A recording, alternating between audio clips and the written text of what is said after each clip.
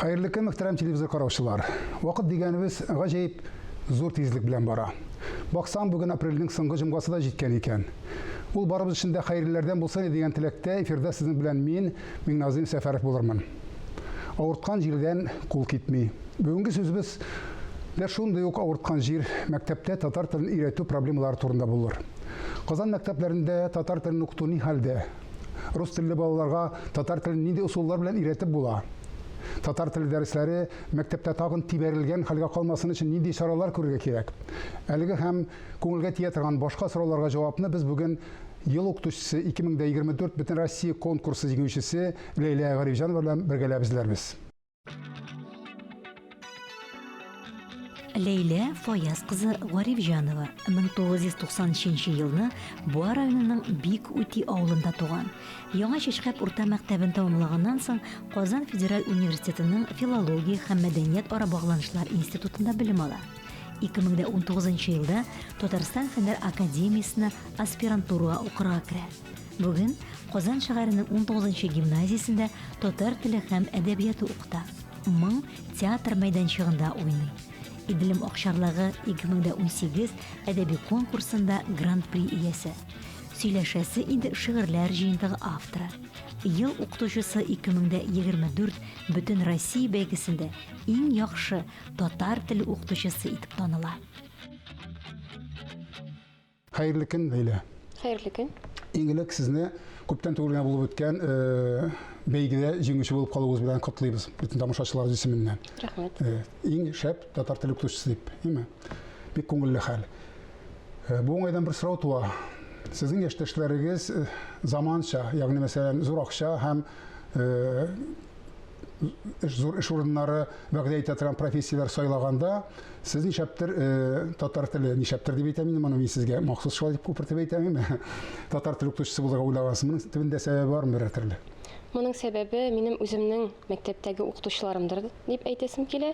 Чөнки минем сыйныф җитәкчем татар теле һәм әдәбияты укытучысы мине үзенең дәресләренә гашыйк итте һәм минем менә аның кебек буласым килде, аның кебек татар әдәбиятын өйрәтәсем, татар теленә өйрәтәсем килде һәм үзебезнең мәдәниятыбызны яраттырасым килде.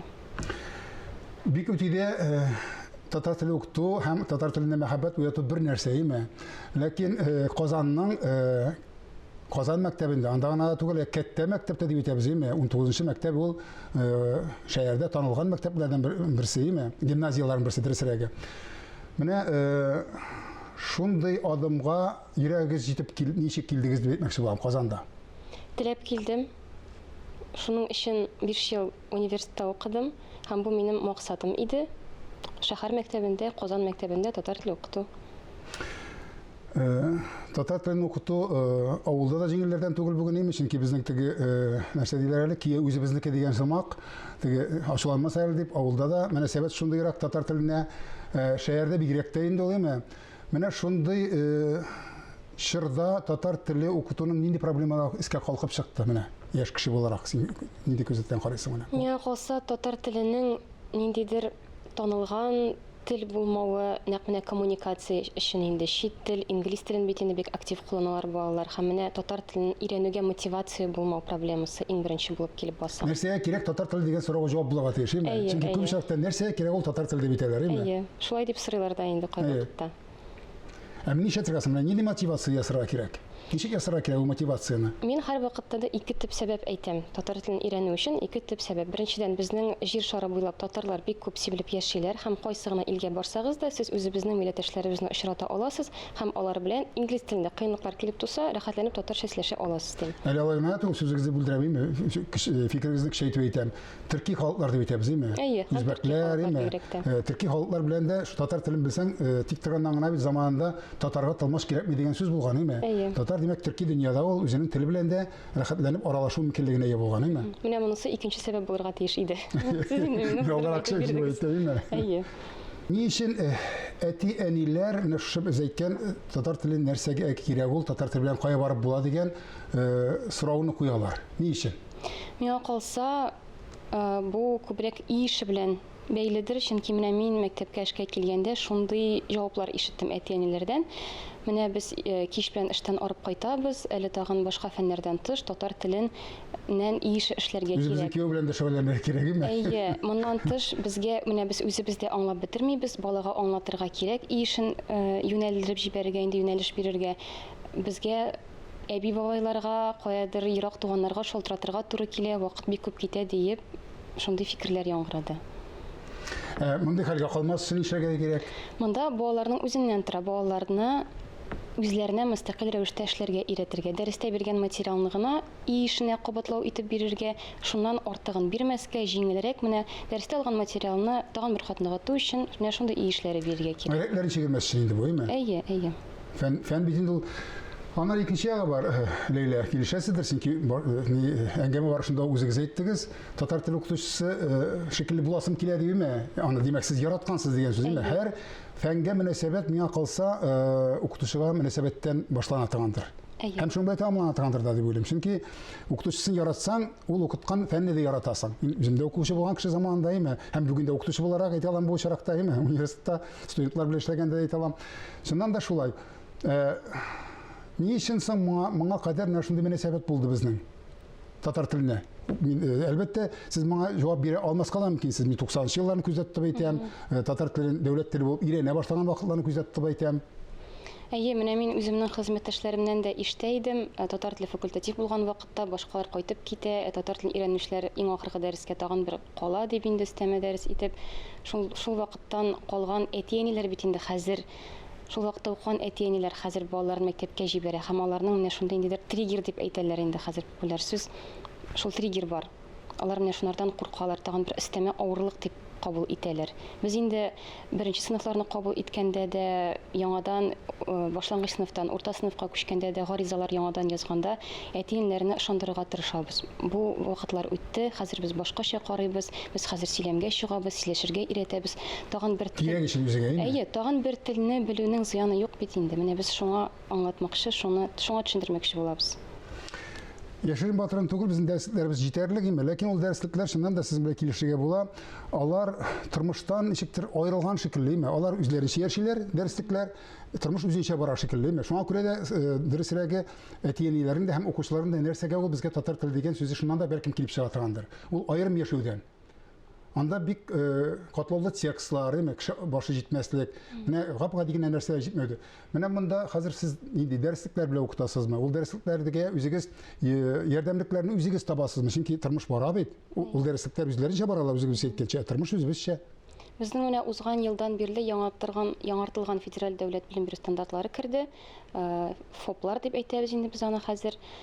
Һәм менә шушы ФОПларга таянып без бирелгән темалар буенча үрнәк программалар буенча үзебез теләсә кайсы дәреслекләргә мөрәҗәгать итә алабыз. Шуңа күрә без бер дәреслеккә бәйләнеп ятмыйбыз. Төрле дәреслекләрдән, укытучының үзеннән тора, төрле дәреслекләрдән әлеге теманы ничек тирәнрәк бирә алабыз, ничек җайлырак бирә алабыз, ничек тормышка яраклаштырылган итеп бирә алабыз, без шулай итеп файдаланабыз. Менә бу тез сезгә якындыр име? Менә моның сирен әлбәттә укытучының серләре күптер дип уйлыйм. Һәркем үзенең укучылар белән мөнәсәбәтен төрлечә булырга мөмкин. Менә бу төсне мин сезгә тик торган күрсәтмим. Чөнки белүемчә сез балаларның контроль эшләрен башка суга торган кызыл төс белән түгел име? Пропагандада кулланылган кызыл төс белән түгел, яшел төс белән төзәтәсез икән. Нәкъ шулай. Нәрсәдән килеп чыкты ул? Ни өчен? Мин бер чит ил методистының шушы методы турында укыдым, ләкин мин аны күчерелмә рәвештә, мин киресенчә турыдан-туры рәвештә кулланам. Ул күчерелмә мәгънәгә ия, яшел каләм белән тикшерү, ул укучының иң башта хатасына төртеп күрсәтү түгел, аның уңышлы якларын күрсәтү, аннан соң инде хаталарны төзәтергә юнәлтү. Ә мин бары тик төсне генә алыштырдым. Хаталарны мин яшел төс белән төзәтәм һәм балалар әйтәләр, безгә рәхәтрәк хаталарны күрү, ул безне куркытмый, без хаталаудан курыкмыйбыз һәм хаталарны төзәтүдән курыкмыйбыз диләр. Маңгайга тәртип күрсәтү шикелле түгел име? Хаталарны. Әйе. Бу очракта бу урында сезнең шагыйрь икәнлегегезне искә төшереп, Хәсән абый Туфанның яшел кара белән төзәтүен һәм язуын искә төшерергә кирәктер име? Ул безнең милләткә якын төс дип карарга кирәктер, шулай бит? Татарга якынрак төс. Укытучы укучының мәхәббәтен яулар өчен артист табылырга тиешме? Әлбәттә.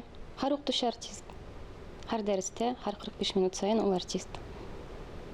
Һәм ул шул тормыш куйган ситуацияләрне уйнап чыгарга тиешме? Әйе, әлбәттә. Монда яңадан тагын бер безнең досьеда сезнең турдагы мәгълүматта бирелде. Моң театрында сезнең уйнавыгыз, әйме? Әйе. Бу ярдәм итәме, әллә киресенчә комачаулык та итәме сезгә? Бу бик нык ярдәм итә. Чөнки мин моң театрында очраклы рәвештә түгел, без анда педсовет дигән спектакль уйныйбыз. Анда Казан укытучылары, төрле фән укытучылары катнаша һәм без мәктәптәге проблемаларны үзебезнең яктан укытучы һәм кеше ягыннан күрсәтәбез. Укытучы да кеше, аның да мәктәптән соң тагын тормышы бар. Шул якларны ачабыз. Төрле кыенлыкларны балаларга, аларның әти-әниләренә, хәтта безнең җитәкчелеккә дә ачып күрсәтәбез. Менә мин комачауламы дигәндә, менә шушы аспектны күздә тоткан идем. Чөнки туры әйткән туганна ярамаган диме? Әлбәттә, бөтен укытучылар да бетсәктә дөрес булыр, беләләр үзләренең проблемаларын, ләкин аларны чыгып сөйләргә яки чыгып күрсәтергә бик үк атлыгып тормыйлар, әйме? Безнең эшлисебез бар, безнең әле тагымында мәктәптә каласыбыз бар дип, менә бу яктан килгәндә авырлыклар килмиме дип әйтеп сорау. Юк, бердә кыенлыклар булмады. Иң башта мондый куркыныч булу мөмкинлеге сорау туган иде. Миңа Хәтта килгән шикелле инде, әйме? әйе, барыбер ниндидер бер шикләнү күңелдә булды, сер түгел, ләкин минем җитәкчелек ул барыбер дә ничектер башка төрле карашлы кешеләр дип әйтимме соң инде, проблемаларны яшереп түгел, аларны шишу ягын караучы кешеләр һәм алар барысы да минем спектакльләргә килделәр. Бергәләшеп тә, калвакта аерым-аерым да үзләренең укучыларын да алып киттеләр. Әйе, минем сыйныфымда килде үземнең, укучыларым да килделәр, әти-әниләр дә килделәр, барысы да безнең эш хезмәткә икенче яктан карап, безгә рәхмәт әйтеп, кайбер укучылар килеп гафу үтенделәр. Без инде мөнәсәбәтебезне үзгәртербез, без аңладык сезгә ничек авыр икәнен дип, шулай итеп, шундый фикерләр яңгырады. Шуңа күрә мин моның бары тик уңай якларын гына күрәм. Шуннан да татар теле бүген бик авыр шыр кичерә дип әйтсәк тә дөрес булыр, әйме? Нинди чордан соң икәнен аңлашылды инде, әйме? Дәресләр саны кими, шушы дәресләр саны кимегәндә әти-әниләр мөнәсәбәтләре үзгәртергә кирәк икәнлеген аңлаган хәлдә, әле шуның өстенә өстәле бик күп бюрократик чаралар да мәктәптәге, әйме? Менә бу бюрократик киртәләргә ничек каршы торасыз? Яшь кеше буларак әйтегез әле, аның кирәкесе бардыр, кирәкмәсе бардыр. Менә без инде күптән сөйлибез, беренче президентыбыз Шәймиев заманыннан ук укытучының бердән-бер эш коралы класс журналы булырга тиеш дигән, әйме? Класс журналы ул аның төп документы. Шуннан ары аны башка нәрсәләр белән башын катырмаска дип әйтә киләдер ул беренче президентыбыз. Аннан соң инде дистәгеләр вакыт үтте, әйме? Ләкин класс журналы янына миңа калса бик күп документлар, бик күп отчетлар истәлде. Менә яшь кеше буларак сезнең күңелегезне кайтармыймы бу? Мин бюрократик эшләрне бик күп дип әйтмәс идем. Чөнки әйе, сыйныф җитәкчеләренең андый эшләре күп. Без уку елы башында, уку елы ахырында кирәкле кәгазьләр, документлар тутырабыз, досьелар җыябыз. Ләкин моннан тыш, ширек, билге, отчетларыннан тыш, мин мәсәлән үземә ниндидер өстәмә йөк сизмим һәр хәлдә. Бигрәк тә без хәзер электрон журналлар белән эшлибез. Анда билгеләр куеп чыкканнан соң инде отчетлар автоматик рәвештә анда формалаштыра. Шуңа күрә технологиялар безгә ярдәм итә. Шуңа күрә мин ниндидер кеше буларак андай бер тотыймысыз, әйме? Әйе, ниндидер бер үзгә бик авыр, ниндидер өстәмә эшләр тоймыйм үз өстемдә. Барбер ничек кенә әйтсәк тә, зарланучылар күп бит инде. Хәзер ата-аналар бөтенләй икенче, хәзер әти-әни белән балалар арасындагы мөнәсәбәтләр икенче. Аннан соң әти-әниләрнең күпчелеге балаларын мәктәпкә сылтау ягында тәрбияләгез, белем бирегез, шуның өчен сезгә акча түлиләр дип, менә шундый позага басучылар дип әйтәләр. Менә бу стереотип дөресме? Һәм сез аны ул стереотиплар ничек укытучы, шәп укытучы буларак ничек чишергә тырышасыз тормышта? Беләсезме, әти-әниләр күпме фикерләр шул кадәр, төрле кешеләр бар. Әйе, мәктәп өстенә йөкләүчеләр дә бар, үз өстенә алучылар да бар. Шуңа күрә монда һәрбер ситуация индивидуаль, һәрбер укучыга якын килеп, индивидуаль якын килеп, шәхси якын килеп, һәрбер әти-әнигә шәхси якын килеп эшләргә кирәк. Әлбәттә, бу бик күп вакытны ала, бик күп көчне ала, бик күп тырышлык таләп итә. Ләкин менә шушы индивидуаль якын килүдән тыш бу мәсьәләне чишеп булмыйдыр. Бөтенесен бер калыпка салып үлчәү ул дөрес түгел. Балалар начарланды дигән сүз белән килешәсезме? Күп очракта балалар үзгәрделәр, балалар теге замандагы балалар түгел.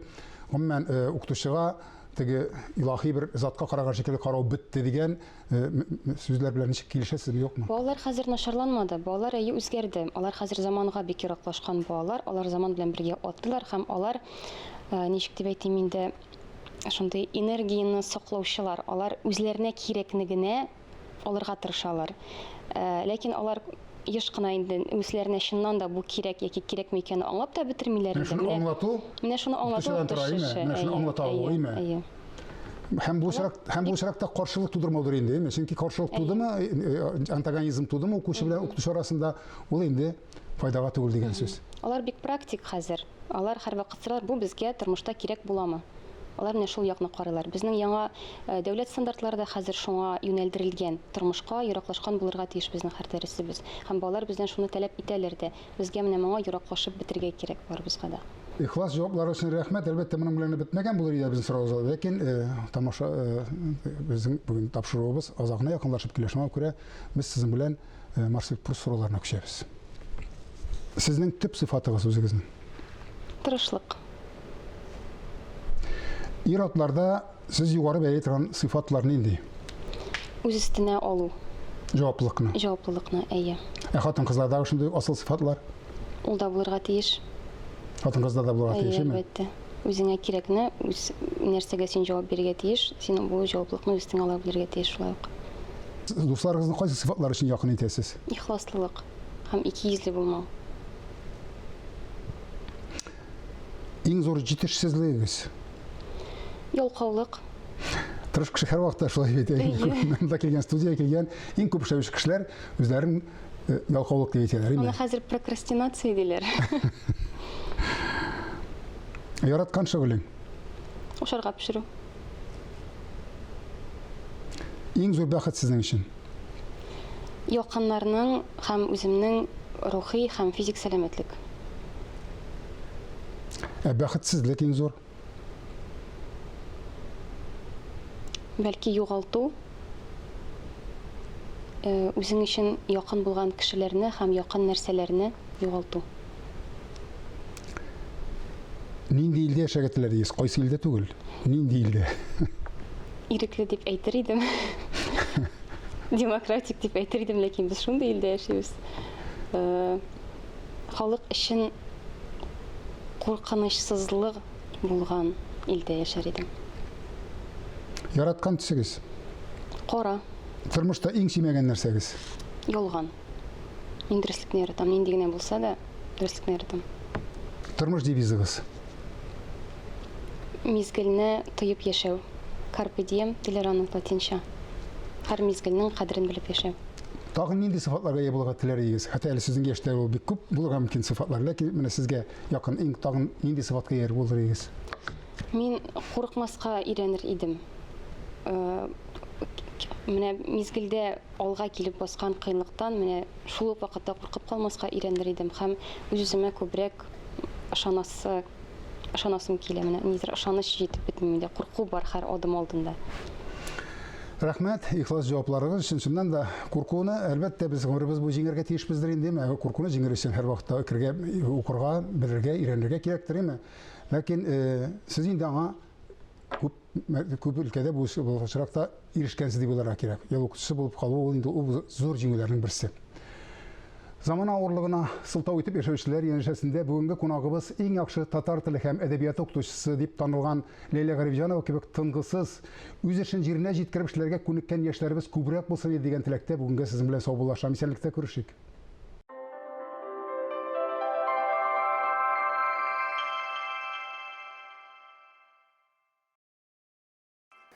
Хәзерге өйләнүчеләр. Күңелләр саф шагында шәп, матур кыз сайлыйлар анлар. Булыр безнең хатын булса йөзе айдай диләр анлар. Әгәр дә басса дөнья һәм муеннарда бурыч тулса, убырлы карчыгыңны да алырлар. Акчасы булса.